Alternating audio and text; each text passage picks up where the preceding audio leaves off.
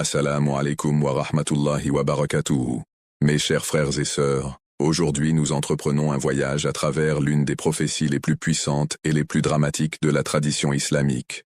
Depuis les premiers jours de l'humanité, les hommes se sont interrogés sur la fin des temps, sur les forces des ténèbres et l'élévation de la vérité.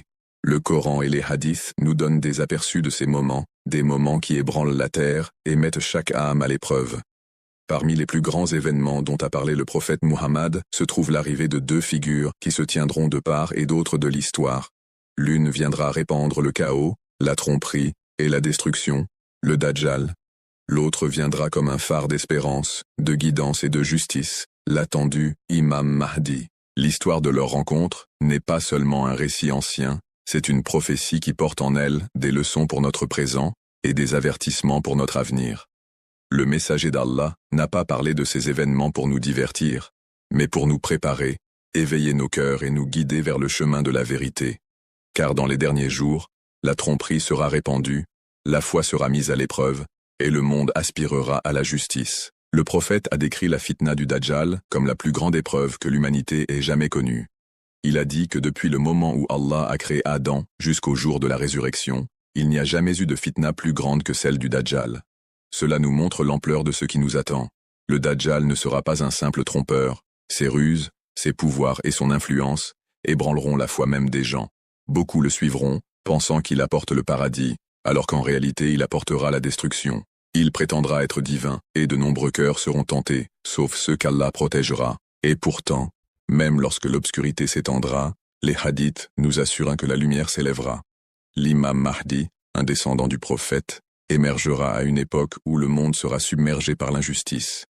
Son arrivée ne sera pas le fruit d'une revendication personnelle ou d'un désir propre, mais d'un décret divin. Les gens le reconnaîtront, ils se rassembleront autour de lui, et sous sa direction, la vérité brillera de nouveau. Et lorsque le Dajjal apparaîtra dans toute sa puissance, l'imam Mahdi sera là pour se dresser en défenseur de la foi, préparant le terrain pour l'affrontement final. Ce n'est pas seulement un affrontement entre deux individus, c'est la confrontation ultime entre le mensonge et la vérité, entre la tromperie et la guidance, entre la tyrannie et la justice. Et au cœur de tout cela se trouve un message pour nous. Nous préparer, renforcer notre iman et rester ferme sur le chemin d'Allah. La tromperie du Dajjal ne se limitera pas à de simples mensonges. Elle s'enracinera dans les faiblesses des gens, leurs faim, leurs peurs et leurs désirs. Imaginez un monde frappé par la famine, où des familles meurent de faim, et soudain apparaît un homme capable de faire fleurir une terre stérile et de faire pleuvoir un ciel desséché.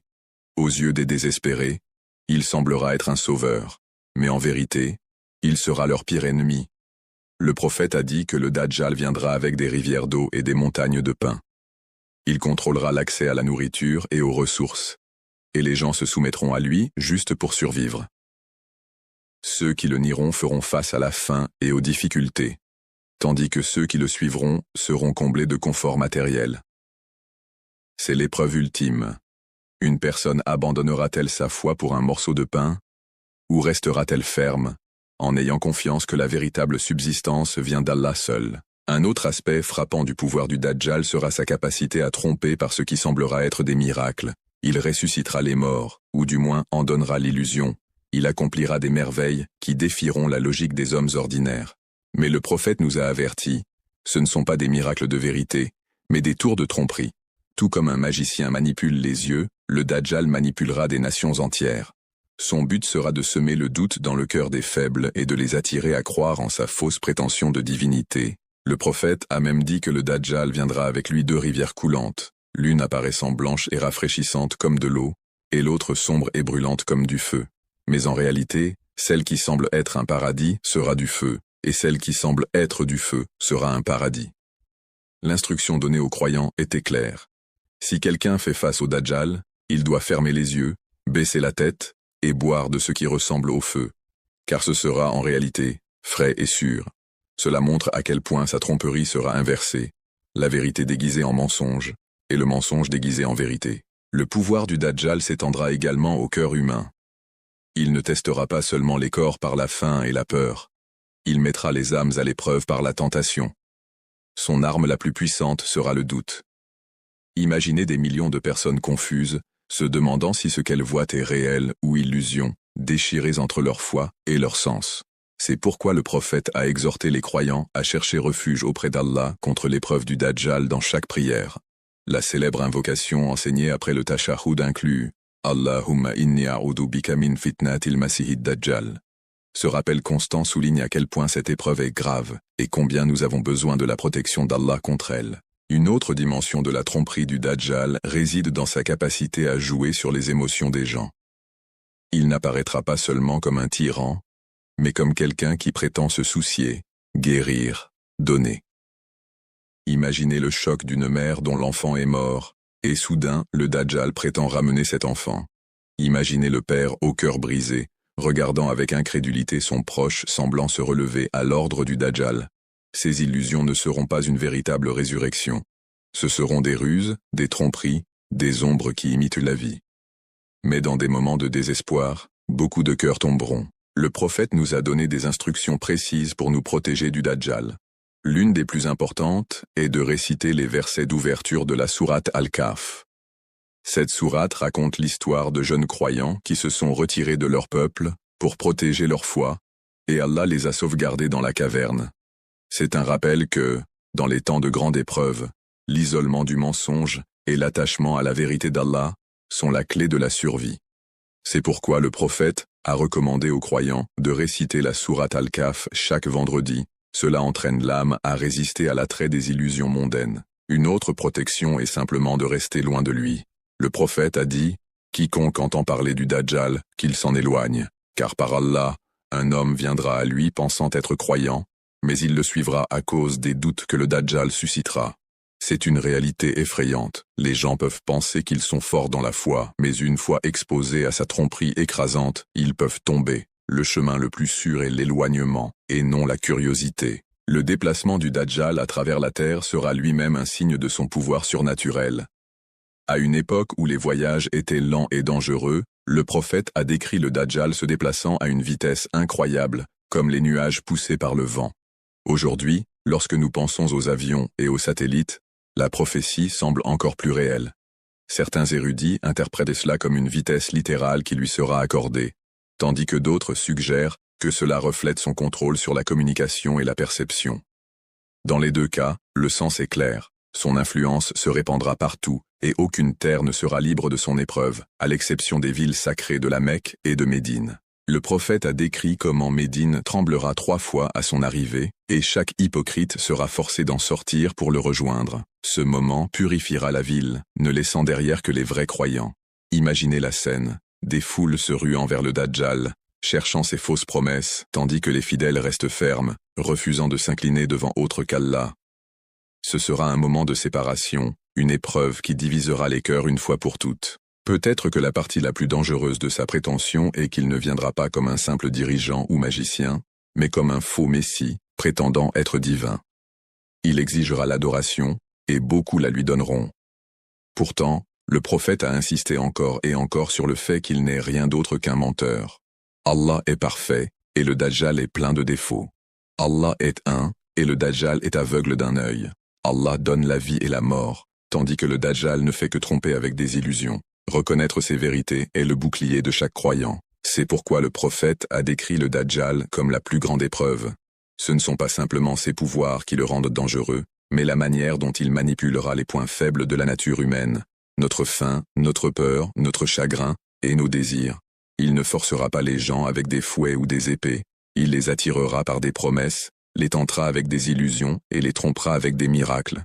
Seuls ceux dont les cœurs sont fermement attachés à Allah survivront indemnes. Alors que le Dajjal se répandra dans le monde, son épreuve ne concernera pas seulement les individus, elle concernera des nations entières.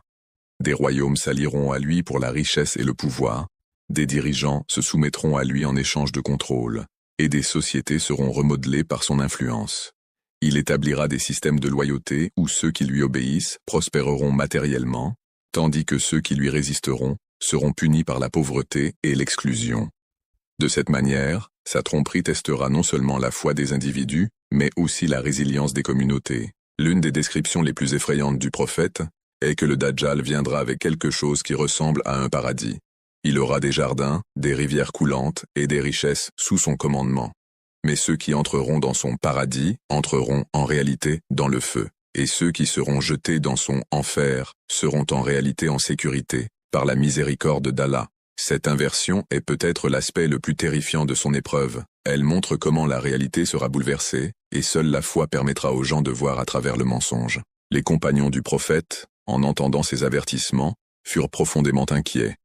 Ils demandèrent « Ô messager d'Allah, comment vivrons-nous à cette époque ?» Il les rassura qu'Allah pourvoira aux croyants, même si le monde leur refuse ses bénédictions. Tout comme Mariam a reçu sa subsistance dans son mihrab, Allah nourrira de manière miraculeuse les croyants persévérants. C'est un rappel puissant. Peu importe à quel point le contrôle du Dajjal semblera fort, le véritable contrôle appartient toujours à Allah.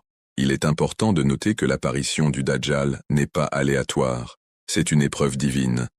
Chaque génération fait face à des épreuves, mais celle-ci sera la plus grande. Elle révélera la profondeur de la sincérité de chacun.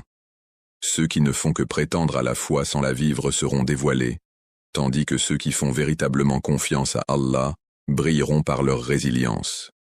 C'est comme si l'histoire menait à cette confrontation ultime, où la vérité et le mensonge s'affrontent à une échelle grandiose.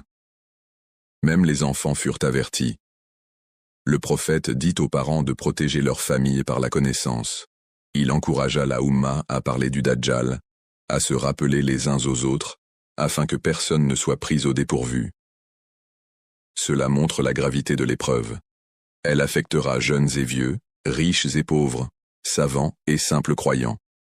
Tout le monde doit être préparé. En fin de compte, cependant, peu importe à quel point le Dajjal paraît puissant, son temps est limité. Il n'est ni éternel, ni invincible. Il n'est qu'une épreuve, et comme toute épreuve, il passera.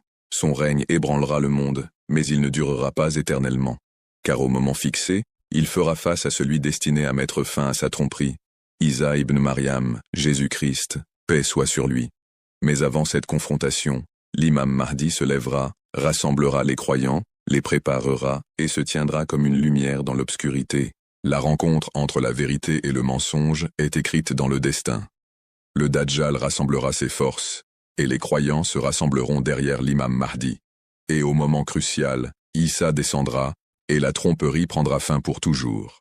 Mais pour comprendre cette rencontre, nous devons d'abord compléter le portrait de l'imam Mahdi lui-même, de son rôle et de son alliance avec Isa. Ce n'est qu'alors que nous pourrons apprécier tout le poids de cette épreuve et la victoire de la foi sur le mensonge. Le monde ne sera pas laissé sans espoir. Tout comme le Dajjal représente l'épreuve la plus sombre, l'imam Mahdi représente la lumière la plus éclatante de la guidance. Tout au long de l'histoire, les croyants ont attendu un dirigeant qui ne gouvernerait pas seulement avec le pouvoir, mais avec la justice, qui ne serait pas corrompu par la richesse ou l'orgueil, et qui ne compromettrait pas la vérité pour des raisons politiques. Cet espoir s'incarne dans la figure du Mahdi, le bien guidé. Le prophète a donné à sa communauté la bonne nouvelle concernant le Mahdi. Il a dit qu'il serait de ses descendants, de la famille de Fatima. Son nom ressemblera à celui du prophète, et son caractère reflètera ses nobles qualités. À une époque où le monde sera rempli d'injustice, de corruption et d'oppression, l'imam Mahdi se lèvera en tant que réformateur, un chef choisi par Allah pour restaurer l'équilibre et la vérité. Ce qui rend l'histoire du Mahdi si remarquable, c'est qu'il n'est pas présenté comme un homme cherchant le leadership ou convoitant le pouvoir. En réalité, les hadiths décrivent qu'il sera réticent, refusant même au début. Les gens viendront à lui, reconnaissant ses qualités, et insisteront pour lui prêter allégeance. Ils ne seront pas séduits par des titres ou des positions, mais par sa sincérité, son humilité et sa foi inébranlable. Contrairement aux dirigeants du monde qui gravissent les échelons par la politique et le pouvoir, l'autorité du Mahdi viendra d'Allah et de la volonté du peuple en quête de droiture. L'apparition du Mahdi n'est pas soudaine. Les hadiths suggèrent qu'il se lèvera en un temps de grande tourmente, lorsque les conflits feront rage, lorsque les nations seront en désaccord, et lorsque l'oppression semblera écrasante. Les guerres auront épuisé le monde, et l'humanité aspirera à la paix. C'est dans ce contexte de chaos que le Mahdi se présentera, non pas comme un politicien avec des promesses, mais comme un homme de foi avec une guidance divine. Son leadership ne sera pas seulement spirituel, mais aussi pratique. Il unira la communauté musulmane, guérissant les divisions qui l'ont longtemps affaibli. Là où d'autres divisent selon la race, la tribu ou la secte, le Mahdi rassemblera les cœurs sous la bannière du Tawhid, l'unicité d'Allah. Il restaurera les principes de justice que le Coran appelle à établir, en veillant à ce que les pauvres ne soient pas négligés, les faibles non opprimés, et la vérité non réduite au silence. Mais sa mission ne concerne pas uniquement la gouvernance. Elle consiste à préparer les croyants aux épreuves finales, y compris la confrontation avec le Dajjal. Le Mahdi servira de bouclier à l'Ummah, la rassemblant quand régnera la confusion, et renforçant sa détermination lorsque le faux semblera dominer. Il les dirigera dans la prière, les guidera dans la stratégie, et les inspirera par son engagement inébranlable envers Allah. L'un des aspects profonds du règne du Mahdi est qu'il fera revivre la sunna du prophète dans sa forme la plus pure. Il n'inventera pas de nouvelles lois, ni ne changera la religion pour satisfaire des désirs mondains. Au contraire, il purifiera l'Ummah des innovations et de la corruption, la ramenant sur le chemin tracé par le messager d'Allah. Sa justice sera si complète que même s'il ne gouverne que quelques années, le monde connaîtra une transformation inédite depuis des siècles. Imaginez une société où la richesse n'est plus accaparée par une minorité, mais distribuée équitablement. Imaginez des tribunaux où la justice ne s'achète pas par des pots de vin, mais est rendue avec intégrité. Imaginez des dirigeants qui craignent Allah plus qu'ils ne craignent de perdre leur pouvoir. Voilà la vision de l'ère de l'imam Mahdi, un aperçu de ce que le monde peut devenir lorsqu'il est guidé par des principes divins plutôt que par la cupidité humaine. Pourtant, le rôle du Mahdi n'est pas le dernier chapitre. Il est celui qui ouvrira la voie à Isa ibn Maryam, Jésus-Christ, paix sur lui. Lorsque Isa descendra des cieux, ce sera le Mahdi qui l'accueillera, qui se tiendra à ses côtés et qui reconnaîtra sa place légitime en tant que dirigeant choisi par Allah. Ainsi, le Mahdi est à la fois un leader et un serviteur, un commandant d'armée mais humble, face au décret divin. Le prophète nous a dit que lorsque Isa descendra, le Mahdi se préparera à diriger la prière des croyants. Par respect, il se retirera et offrira la direction à Isa, mais ce dernier posera sa main sur l'épaule du Mahdi et dira « Tu es leur dirigeant, l'un d'eux ». Ce moment puissant illustre l'essence de la mission du Mahdi.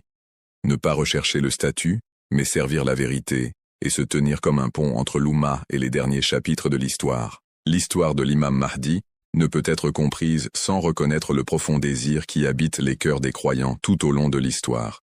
Depuis les premières générations de musulmans jusqu'à aujourd'hui, l'Ummah a gardé l'espoir de son arrivée.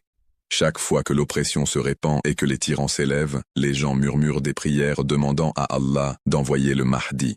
Cette attente elle-même est une forme de foi, car elle reconnaît que, peu importe l'obscurité du monde, Allah n'abandonnera jamais ses serviteurs. De nombreux savants ont rapporté des narrations sur le Mahdi. Elles proviennent de différentes chaînes de transmission et se trouvent dans les grands livres de hadith. Bien que les détails varient, l'essence demeure la même.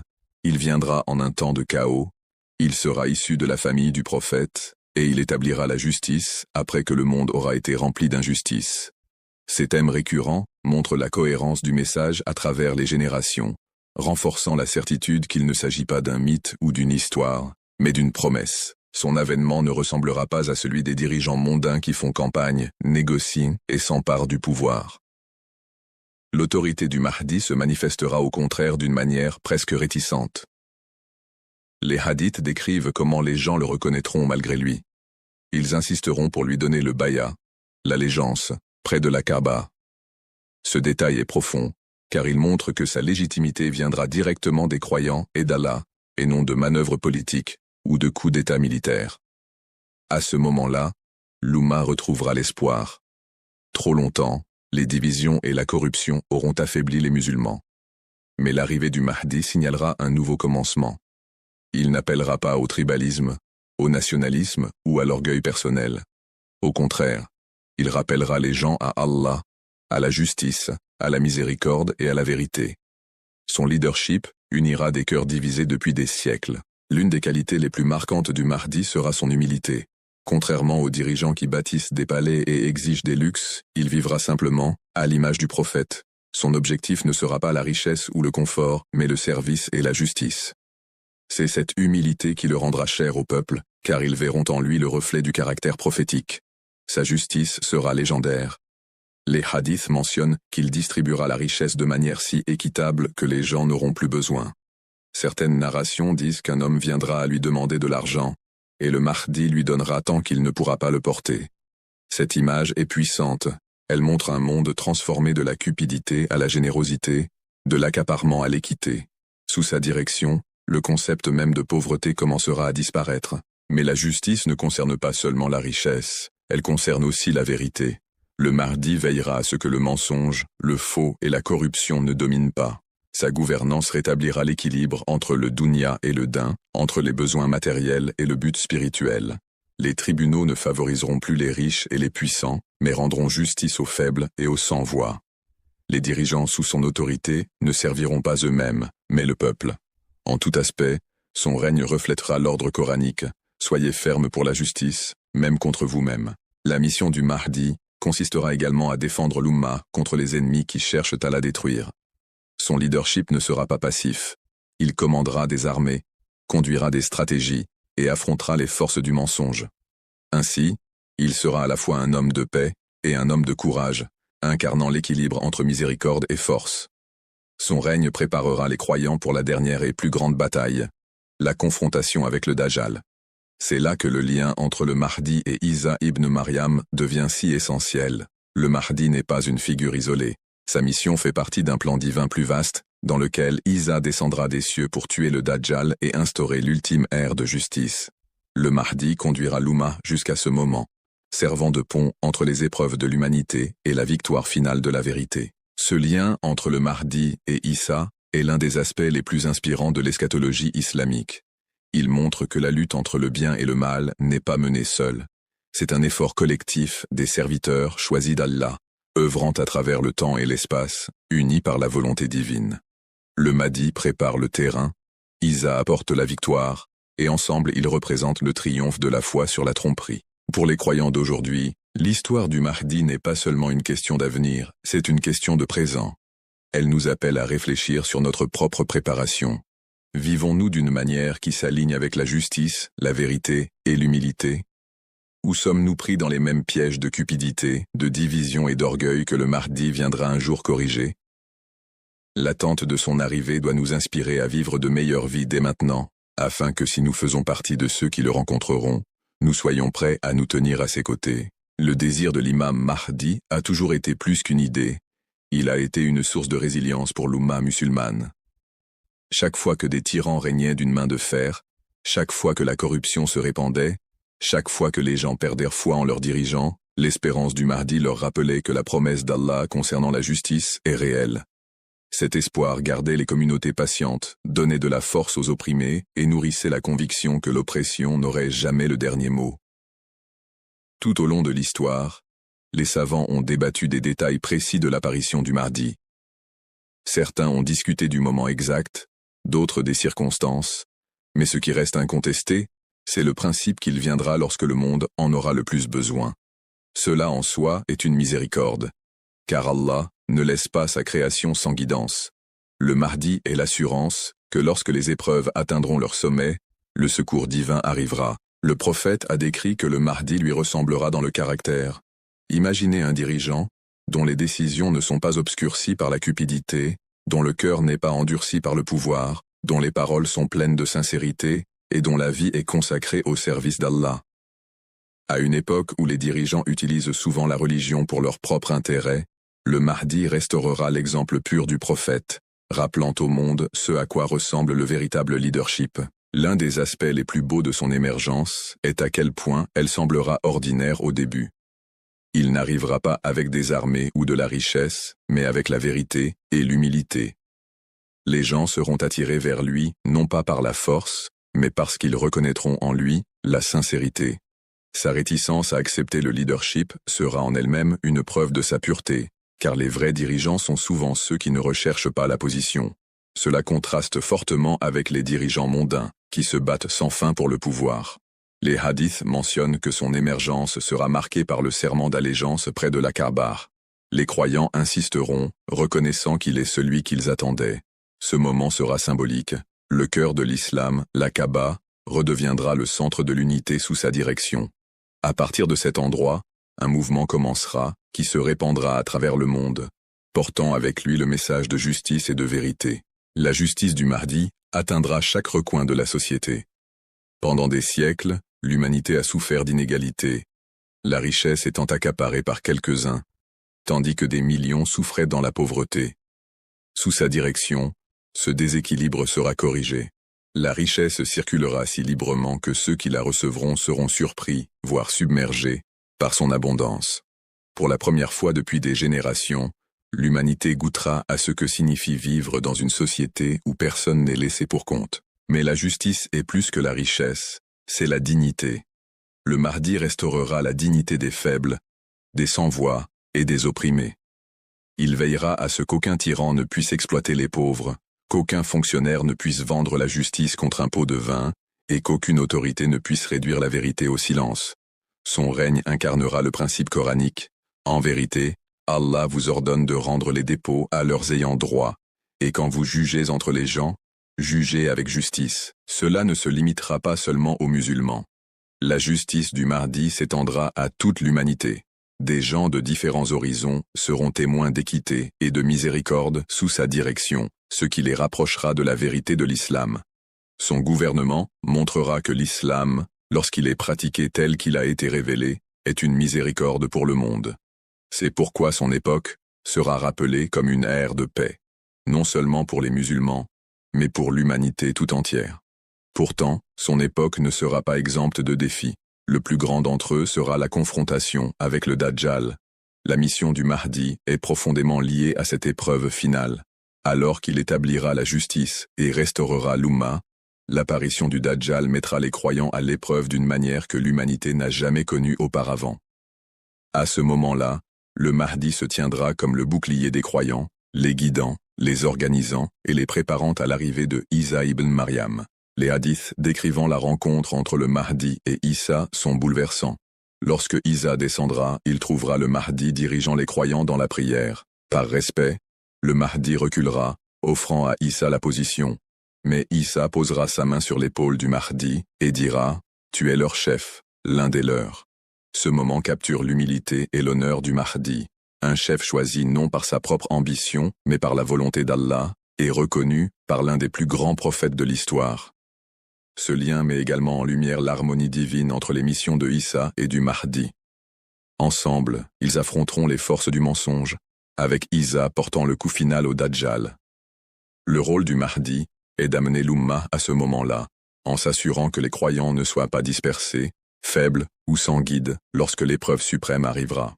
Pour nous aujourd'hui, réfléchir à l'histoire du Mahdi devrait éveiller un sentiment de responsabilité. Son arrivée est certaine, mais notre préparation ne l'est pas. Le reconnaîtrons-nous si nous faisons partie de ceux qui seront en vie lorsqu'il apparaîtra? Nous tiendrons-nous à ses côtés, ou serons-nous distraits par ce monde? Ces questions devraient nous pousser à mener dès maintenant des vies de sincérité, de justice et d'humilité, afin que nous soyons comptés parmi ses partisans à l'avenir. Le Mahdi n'est pas seulement une figure d'espoir pour l'avenir, il est un rappel des valeurs que nous devons incarner aujourd'hui. S'il vivra avec humilité, alors nous aussi devrions rechercher l'humilité. S'il établira la justice, alors nous aussi devons défendre la justice dans nos vies. S'il unira l'Oumma, alors nous aussi devrions travailler contre les divisions dans nos communautés. De cette manière, se préparer à lui ne consiste pas seulement à attendre, mais à agir. Le décès du 11e imam fut comme l'extinction d'une lumière éclatante pour ses fidèles. Son absence laissa beaucoup de gens confus et bouleversés, mais en même temps, un murmure d'espoir, connu seulement d'un petit nombre, subsistait. Son fils était vivant, caché, et destiné à une mission sans pareille. Ce fils, Muhammad al-Mahdi, était l'enfant dissimulé aux yeux du monde afin de le protéger des dangers qui entouraient dans la maison du prophète. Tandis que certains doutaient et débattaient, la vérité demeurait. La lumière divine n'avait pas été éteinte, elle n'avait fait que se voiler. Le monde entra alors dans une nouvelle phase. Ce n'était pas une ère de direction claire où l'imam guidait ouvertement, ni une ère d'absence totale. C'était plutôt une étape unique où l'imam était présent mais caché, proche mais voilé. Cette période devint connue sous le nom de la petite occultation. Pendant près de 70 ans, les fidèles de l'imam vécurent en cette forme inhabituelle de lien. Il était avec eux, mais ils ne pouvaient pas le voir. Il était leur guide, mais ses paroles leur parvenaient uniquement par l'intermédiaire de représentants choisis. Le système des délégués fut une bouée de sauvetage pour la communauté chiite. À une époque où les Abbassides étaient obsédés par les prophéties annonçant un sauveur issu de la famille du prophète, ils plaçaient des espions, des gardes et des informateurs partout. Ils savaient qu'un enfant avait été promis, qui un jour défierait la tyrannie, et ils tentaient désespérément de le trouver. Pour contrer ce danger, la sagesse d'Allah se manifesta à travers les délégués. En apparence, ils étaient des hommes ordinaires, mais en réalité extraordinaires par leur fiabilité et leur loyauté. Grâce à eux, des lettres circulaient, des conseils étaient donnés, et la présence de l'imam se faisait sentir même dans la dissimulation. Le premier de ces délégués, Uthman ibn Saïd, avait déjà été proche des imams précédents. C'était un homme digne de confiance, capable de transmettre des messages sans trahison. Quand il parlait, les gens l'écoutaient, car il savait qu'il parlait au nom de quelqu'un de plus grand. Avec lui commença la chaîne qui allait soutenir les croyants durant cet âge caché. Après lui, son fils, Muhammad ibn Uthman, porta la responsabilité avec la même dévotion. Puis vint Hussein ibn Ruh, un homme qui endura épreuves et interrogatoires sans jamais faiblir. Enfin, Ali ibn Muhammad al-Samari fut choisi comme le dernier maillon de cette chaîne. Durant cette période, d'innombrables lettres arrivèrent de l'imam, connu sous le nom de Tawqi'at. Ces lettres n'étaient pas de simples écrits. Elles portaient un savoir divin. Parfois, elles répondaient à des questions religieuses complexes. D'autres fois, elles traitaient des doutes du peuple, rassurant qu'il était conscient de leur lutte et de leurs prières. Bien souvent, ces lettres annonçaient des événements qui se réalisaient plus tard, renforçant ainsi la foi des croyants. Chaque lettre scellée rappelait que, bien qu'ils ne puissent pas le voir, leur imam était vivant, attentif et guide. La petite occultation était plus qu'une simple période de dissimulation, c'était un terrain d'entraînement. La communauté devait apprendre à vivre sans la présence physique de son imam. Depuis des siècles, les chiites avaient dépendu de la direction directe des imams, se tournant vers eux pour chaque conseil. Mais désormais, ils devaient mûrir, appliquer eux-mêmes les principes de leurs enseignements, tout en attendant le retour de l'imam invisible. C'était comme si Allah les préparait à une épreuve bien plus longue, la grande occultation, où il n'y aurait plus aucun délégué, et où la responsabilité de la foi pèserait encore plus lourdement sur leurs épaules. Cela n'était pas facile. Beaucoup luttaient contre le doute.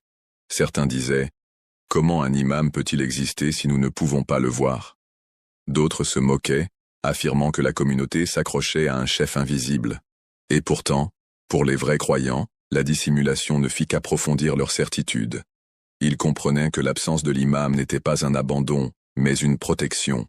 Ils se rappelaient comment Moussa avait été caché des soldats de Pharaon enfant, comment Isa avait été sauvé de ses ennemis quand ils avaient tenté de le tuer. De la même manière, le 12e imam était préservé par la volonté d'Allah pour une mission future qu'aucun tyran ne pourrait empêcher. La petite occultation révéla aussi la sincérité de la foi des gens.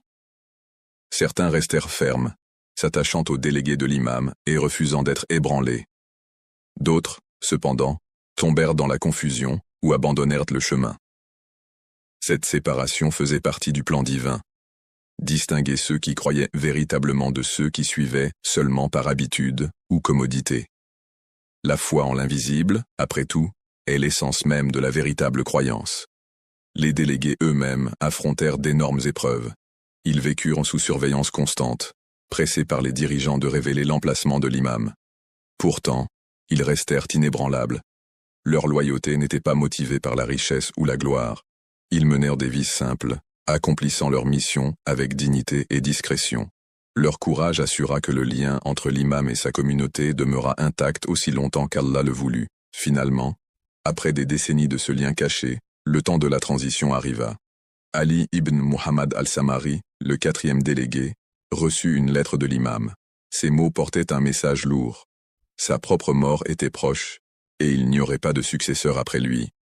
Avec cela, l'ère des délégués prendrait fin. L'imam annonça qu'à partir de ce moment, il n'y aurait plus de communication directe jusqu'au temps fixé par Allah. Le monde entrerait dans la grande occultation, une période qui continue jusqu'à ce jour.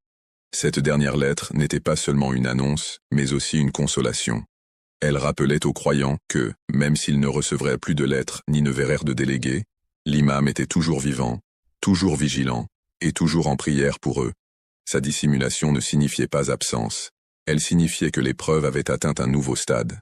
La petite occultation demeure l'un des chapitres les plus uniques de l'histoire islamique.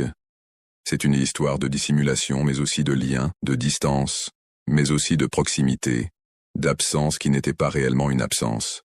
Elle fut un pont entre l'ère de la direction directe et la longue période de l'attente cachée. Et dans ce pont se trouve une leçon pour chaque croyant.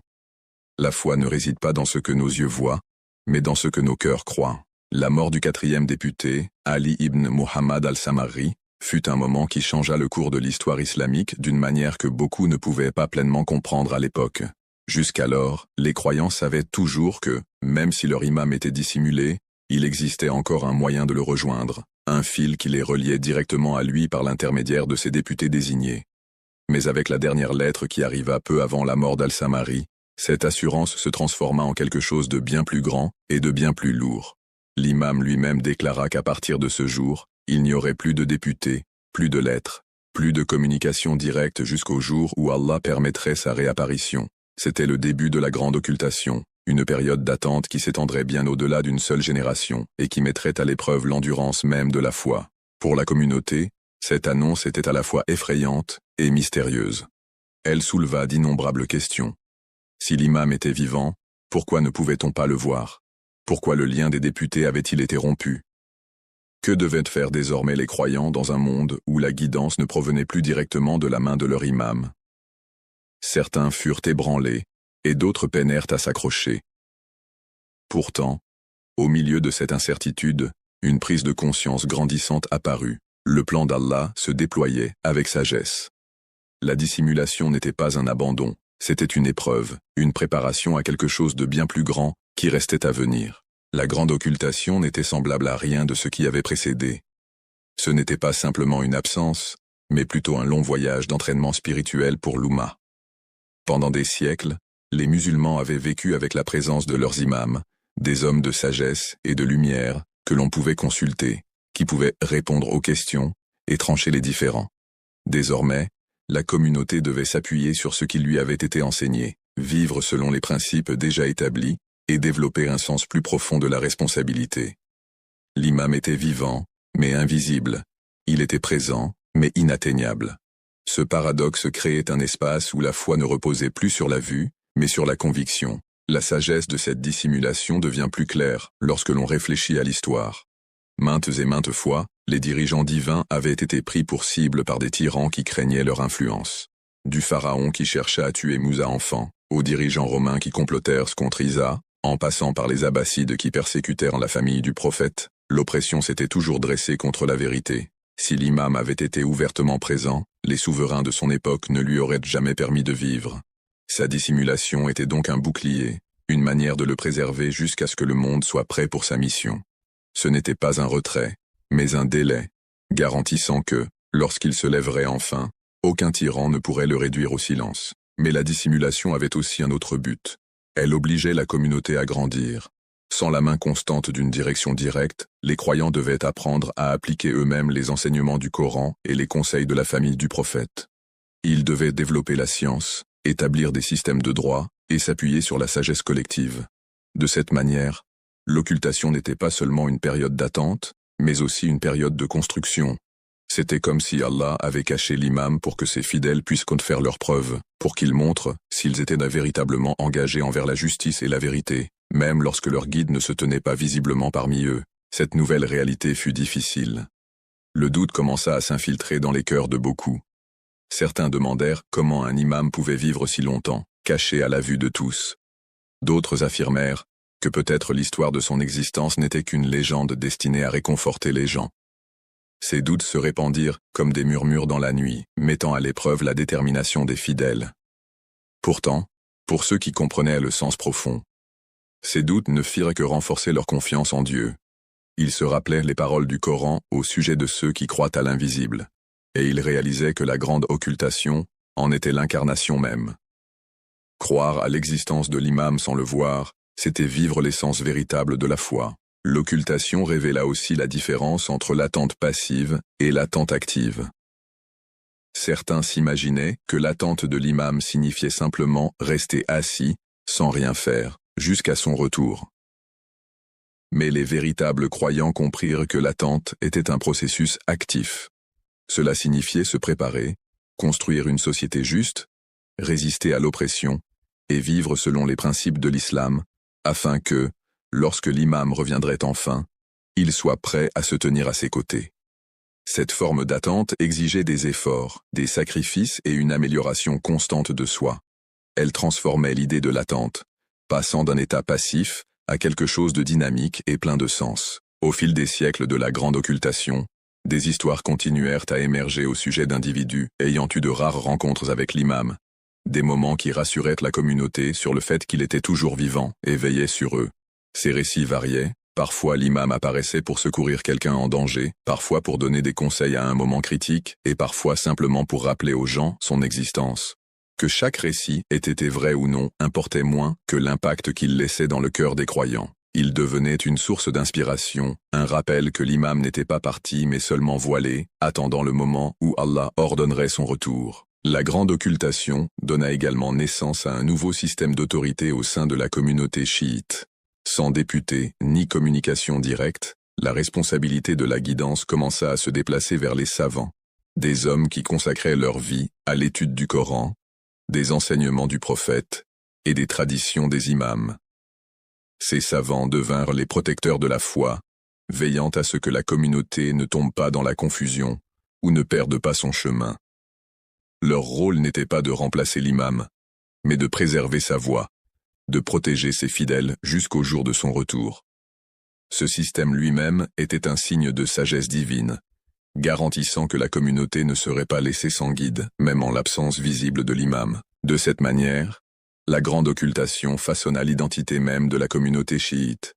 Elle devint une caractéristique déterminante de leur foi, un rappel constant qu'ils vivaient à une époque d'épreuve, une époque d'attente, une époque de préparation. L'imam invisible devint un symbole d'espérance, une preuve que, même dans les moments les plus sombres, la promesse d'Allah de justice demeurait vivante. Et bien que les siècles passent, la croyance en son retour ne s'efface jamais, car elle est enracinée non seulement dans la tradition, mais aussi dans la nature même de la justice divine.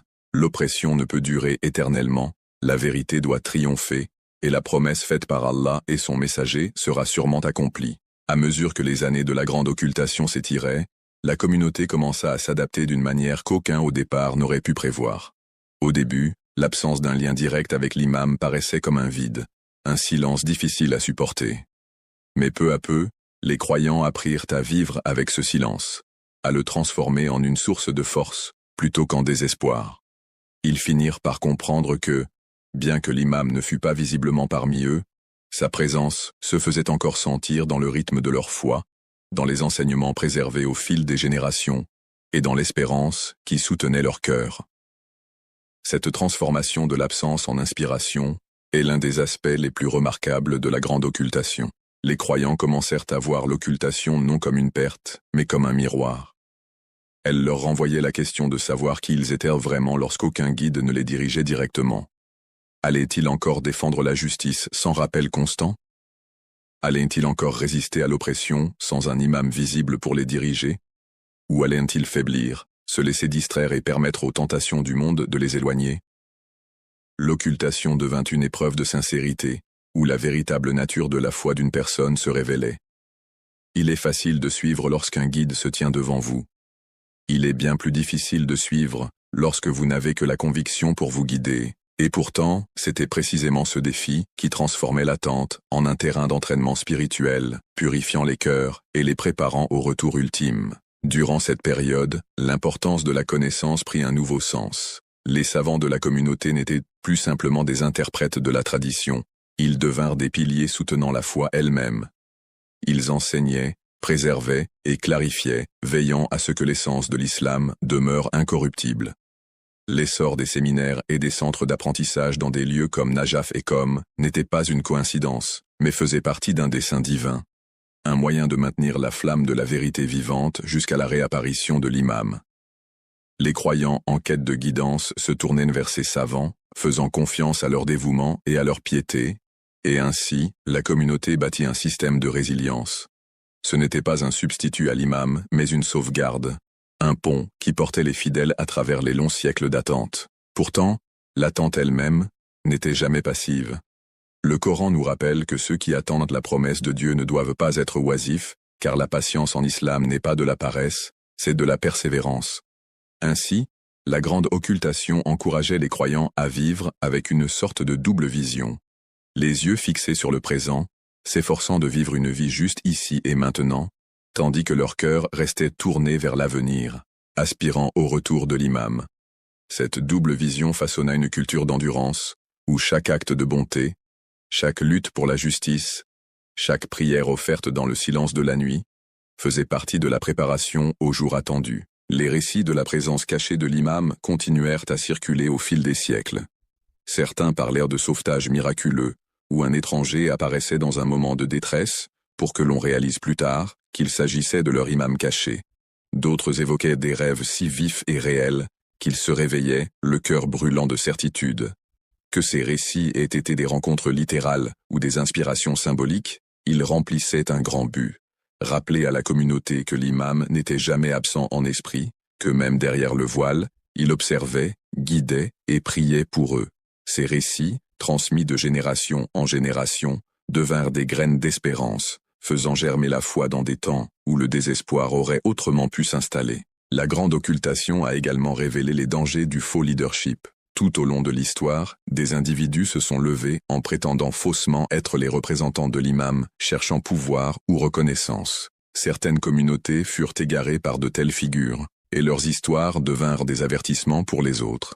Ces incidents mirent en évidence l'importance du discernement, de ne pas se fier à de simples prétentions, mais de s'appuyer sur la base solide du savoir établi et des savants dignes de confiance. De cette manière, l'occultation affina la conscience spirituelle des croyants, leur apprenant à distinguer la vérité du mensonge, la sincérité de la tromperie. Les siècles passèrent, et le monde changea encore et encore. Des empires s'élevèrent et tombèrent, de nouvelles technologies virent le jour, les sociétés se transformèrent, et pourtant, à travers tout cela, la croyance en l'imam caché demeura inébranlable. Pour certains, elle devint une source d'unité. Pour d'autres, une boussole personnelle qui les guidait à travers les tempêtes de la vie. Le simple fait que son retour fût promis donnait un sens aux luttes qui autrement auraient pu sembler insupportables. L'oppression pouvait durer un temps, mais pas éternellement. Les tyrans pouvaient régner, mais leur règne était temporaire. Chaque injustice devenait un rappel qu'un jour, un dirigeant juste se lèverait pour y mettre fin. De cette manière, l'occultation devint un don paradoxal. En voilant l'imam aux yeux des hommes, Allah avait donné aux croyants quelque chose de bien plus grand. L'occasion de s'élever par eux-mêmes, de devenir forts dans leur foi, de bâtir un héritage de savoir, de justice et d'endurance qui préparerait le monde à l'étape finale. Sans l'occultation, les croyants n'auraient peut-être jamais développé cette profondeur de résilience. Sans la longue nuit, ils n'auraient peut-être jamais appris à apprécier pleinement l'aube. Même aujourd'hui, dans le monde moderne, les leçons de la grande occultation demeurent vivantes. Les défis ont changé. Ce ne sont plus les persécutions politiques d'autrefois, mais de nouvelles formes de distraction, de matérialisme et de doute. Pourtant, le principe reste le même. S'accrocher fermement à la foi en l'invisible, continuer à bâtir une vie de justice, rester ferme dans l'attente de l'imam, non pas les mains croisées, mais avec des cœurs ouverts et des actions concrètes.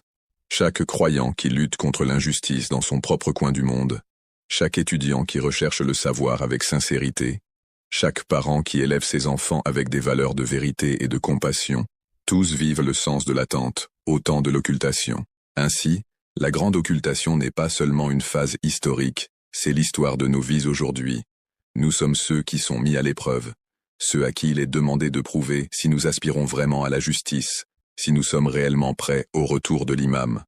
La dissimulation a duré des siècles, mais aux yeux de Dieu, le temps n'est rien d'autre qu'un instant passager. Ce qui compte, c'est la manière dont nous l'employons.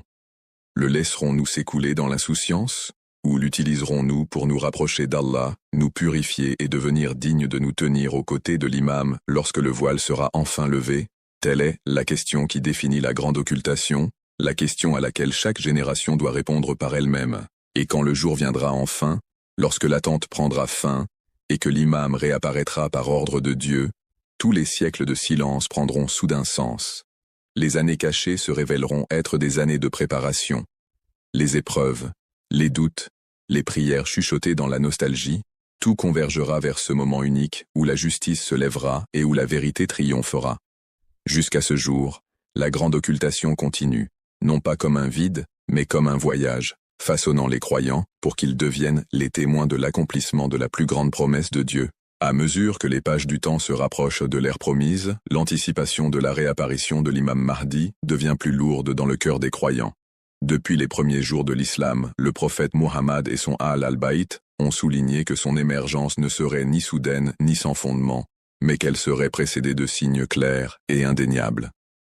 Ces signes n'ont pas été rapportés uniquement par curiosité, mais comme un rappel divin, afin que les fidèles restent éveillés, vigilants et préparés lorsque le moment arrivera. Parmi ces signes se trouvent des événements qui bouleversent l'ordre naturel et politique du monde, des épreuves qui testent l'endurance de l'humanité et des circonstances qui prépareront la scène pour l'affrontement décisif avec le Dajjal. Chaque signe porte en lui un message, une leçon et un appel à la préparation. L'un des signes les plus significatifs souvent mentionnés est la propagation de l'oppression et de la tyrannie à travers le monde. Le prophète a parlé d'un temps où l'injustice ne resterait pas confinée à une seule région mais couvrirait toute la terre. Les nations s'élèveront et tomberont, mais les peuples continueront de crier pour la justice, aspirant à un chef qui incarne la vérité et la miséricorde. Cette corruption et cette souffrance généralisée prépareront le terrain à l'aspiration de l'arrivée de l'imam Mahdi. Lorsque les ténèbres deviennent accablantes, la lumière de la guidance est la plus recherchée. La littérature des hadiths souligne à plusieurs reprises que le monde sera rempli d'injustice et d'oppression avant que l'imam Mahdi ne vienne, afin qu'il le remplisse de justice et d'équité. C'est dans ce contraste entre oppression et justice que sa mission prend tout son sens. Un autre signe majeur est l'émergence d'individus et de mouvements spécifiques qui secoueront le monde avant la réapparition du Mahdi. Par exemple, les traditions parlent de l'ascension du Soufiani, un tyran qui apparaîtra dans la région de la Syrie et sèmera la destruction avec une brutalité extrême. Ces actions causeront un bain de sang généralisé, visant particulièrement les partisans de la vérité. Pourtant, aussi destructeur que le Soufiani soit décrit, son ascension constitue l'un des principaux indicateurs que le temps du Mahdi est proche.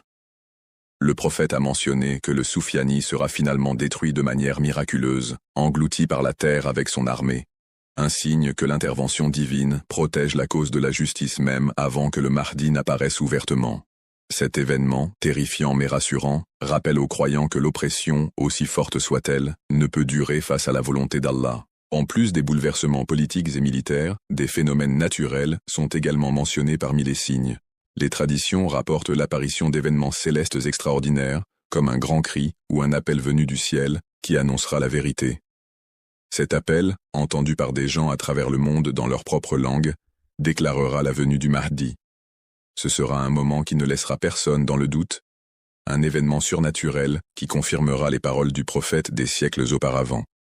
À cela s'ajoutent certaines narrations qui mentionnent un grand feu dans le ciel ou le lever du soleil à l'ouest, symbolisant l'inversion de l'ordre naturel, comme si l'univers lui-même participait à déclarer qu'un nouveau chapitre de l'histoire humaine est sur le point de commencer. Un autre signe est l'émergence d'un partisan pur et dévoué qui se lèvera au Yémen, connu dans les narrations comme le Yamani. Contrairement au Soufiani, dont le chemin est celui du sang et de la destruction, l'appel du Yamani sera orienté vers la vérité et la justice. Les traditions indiquent que sa bannière sera celle de la guidance et que les croyants seront obligés de le soutenir, car il préparera le terrain pour le Mahdi. L'émergence de telles figures n'est pas seulement politique, mais spirituelle, car elles distingueront la vérité du mensonge à une époque où la confusion domine.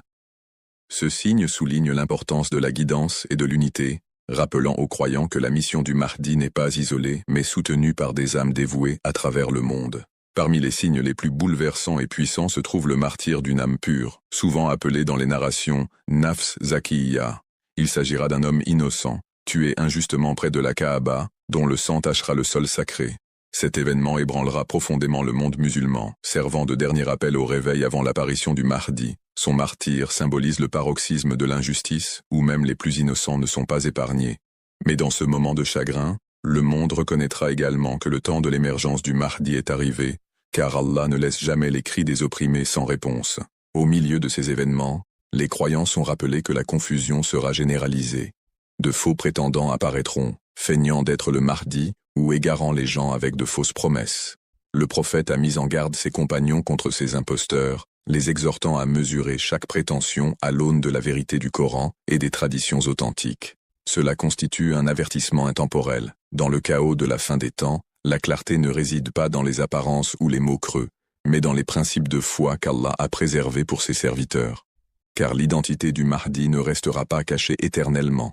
Il sera reconnu par les signes clairs donnés par le prophète, et sa vérité brillera plus fort que le mensonge des imposteurs. Bien que ces signes soient terrifiants pour certains, pour les croyants, ils sont une source d'espoir. Ils ne décrivent pas seulement des calamités, mais tracent plutôt une feuille de route vers l'aube, tant attendue. Chaque épreuve, chaque perte, chaque bouleversement de l'ordre mondial porte en lui la semence de la transformation, préparant l'humanité à la juste direction du Mahdi. En ce sens, les signes jouent un double rôle, avertir et préparer. Les fidèles sont invités à ne pas désespérer, mais à s'accrocher fermement à leur foi, car après la difficulté vient la facilité, et après les ténèbres vient la lumière. Au cœur de ces signes se trouve la préparation à l'affrontement final avec le Dajjal. Les traditions relient souvent l'apparition du Mahdi à l'apogée de l'influence du Dajjal. Le Dajjal surgira dans un monde déjà fracturé par l'injustice, exploitant la faiblesse de l'humanité. Il accomplira des miracles et trompera les masses, se présentant comme une figure divine. Mais tandis que sa tromperie atteindra son apogée, la réapparition du Mahdi rééquilibrera la balance, offrant la vérité face au mensonge. Les signes précédant le Mahdi sont donc aussi les signes précédant la chute du Dajjal, car les deux événements sont liés dans le plan divin. Les fidèles apprennent que ces signes ne sont pas simplement des prédictions futures à attendre passivement, mais des rappels actifs de responsabilité. Lorsque le prophète a parlé de l'injustice remplissant la terre, c'était un appel aux croyants à résister à l'injustice en leur temps. Lorsqu'il a parlé de faux prétendants, c'était un rappel de rechercher la connaissance et de s'attacher aux enseignements authentiques. Lorsqu'il a parlé du martyre des innocents, c'était un rappel que se tenir aux côtés des opprimés fait partie de la foi. Ces leçons transforment les signes de prophétie lointaines en guidance vivante, façonnant la manière dont un croyant se prépare à l'avenir. L'arrivée de ces signes est décrite comme inévitable, semblable à l'aube qui se lève après la nuit la plus sombre. Personne ne peut l'accélérer, et personne ne peut la retarder, car la sagesse d'Allah régit le déroulement de l'histoire. Pourtant, les traditions insistent également sur le fait que plus les croyants se préparent, spirituellement, moralement et socialement, plus ils seront prêts à accueillir le Mahdi à sa venue. Les signes ne désignent pas seulement ce qui se passe dans le monde extérieur, mais aussi ce qui doit se produire dans le cœur des fidèles. Un cœur rempli de justice, de sincérité et de patience devient le reflet de la mission du Mahdi même avant son arrivée. Ainsi, la première couche de compréhension des signes de la réapparition consiste à les reconnaître comme des jalons divins, chacun rapprochant l'humanité de la rencontre attendue, de la tyrannie aux merveilles célestes, des faux prétendants aux martyrs des innocents, de l'ascension des oppresseurs à l'ascension des soutiens. Chaque signe fait progresser l'histoire vers son moment décisif. Et dans cette progression, les croyants ne sont pas de simples spectateurs, mais des participants, dont la patience, les prières et les actions préparent le monde à l'aube qui a été promise. Lorsque le monde atteindra son apogée de confusion et de souffrance, lorsque l'injustice se répandra sur toute la terre et que les opprimés ne trouveront aucun refuge, la scène sera prête pour le moment le plus décisif de l'histoire humaine. C'est dans ce contexte que le Dajjal surgira avec tous ses pouvoirs de tromperie. Il apparaîtra comme une figure d'un immense charisme, accomplissant des miracles qui éblouiront les yeux et troubleront les cœurs. Il revendiquera la divinité, offrant un faux paradis à ceux qui le suivront et une punition terrifiante à ceux qui lui résisteront. Son épreuve ne sera pas simplement politique ou militaire, mais spirituelle en son essence, car elle testera le fondement même de la foi. Ceux qui mesurent la vérité par les apparences tomberont dans son piège, tandis que ceux qui s'accrocheront fermement aux enseignements du prophète et à la promesse du Mahdi persisteront avec clarté. Les narrations décrivent le Dajjal comme borgne, symbole de sa vision incomplète. Il pourra commander des ressources, des armées et des illusions qui sembleront divines, mais son absence de véritable clairvoyance sur la réalité divine révèle sa faiblesse. Le prophète a averti que le Dajjal parcourra la terre rapidement, répandant son influence dans chaque recoin, et qu'il sera suivi par beaucoup de ceux qui recherchent le pouvoir ou sont aveuglés par les désirs matériels. Pourtant, malgré son emprise mondiale, sa tromperie ne pourra pas vaincre la lumière de la vérité qu'Allah a promis de préserver à travers son serviteur choisi. C'est à l'époque de la domination du Dajjal que l'imam Mahdi apparaîtra ouvertement. Sa présence ne sera plus cachée, et sa mission résonnera dans le monde entier. Contrairement au Dajjal, dont la puissance réside dans la tromperie, la force du Mahdi repose sur la vérité, la justice et le soutien divin. Il rassemblera autour de lui un groupe de compagnons loyaux et sincères, des hommes et des femmes, qui auront préparé leurs âmes pour ce moment. Ces compagnons sont décrits dans les narrations comme des personnes d'une foi inébranlable, qui ne fuiront pas le champ de bataille de la vérité, et dont la dévotion rappellera au monde les premiers compagnons du prophète. Ils formeront l'épine dorsale du mouvement du Mahdi, propageant son appel et le soutenant dans la lutte décisive contre la tyrannie. Les narrations soulignent également que l'armée du Mahdi ne sera pas seulement une force militaire, mais une communauté spirituelle. Leur puissance ne viendra pas seulement du nombre, mais de la sincérité, de la prière et de la certitude qu'ils combattent sous l'ordre divin.